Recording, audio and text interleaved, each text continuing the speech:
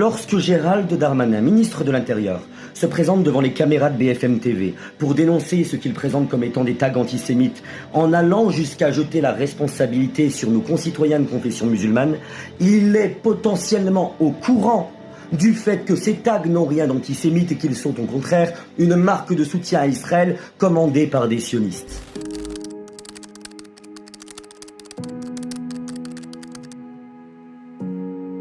Et puis plus récemment, il faut le dire, pardon de l'exprimer de façon peut-être un peu brutale, il y a un antisémitisme couscous qui est lié au fait qu'il y a un conflit historique. Un antisémitisme qui vient essentiellement d'une partie de la population musulmane. Il y a 6 millions de musulmans, il y a 600 000 juifs.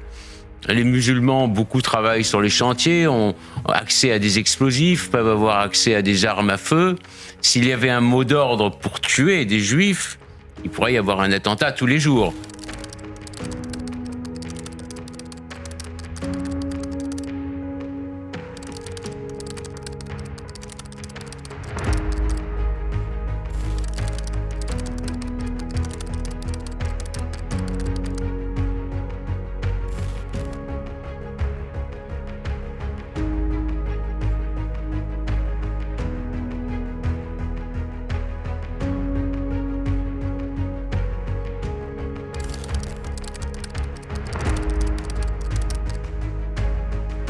Et d'ailleurs, les enquêteurs ne se ferment aucune piste, mais ils se posent la question d'une possible automutilation et donc de faits inventés par cette jeune femme.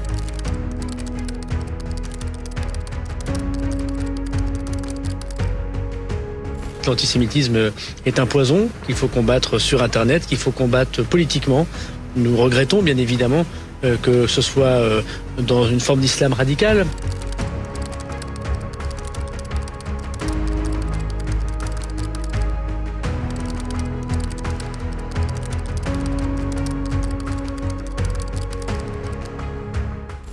Je découvre à un moment donné un message de quelqu'un qui se présente comme étant rattaché à la direction centrale de la police aux frontières.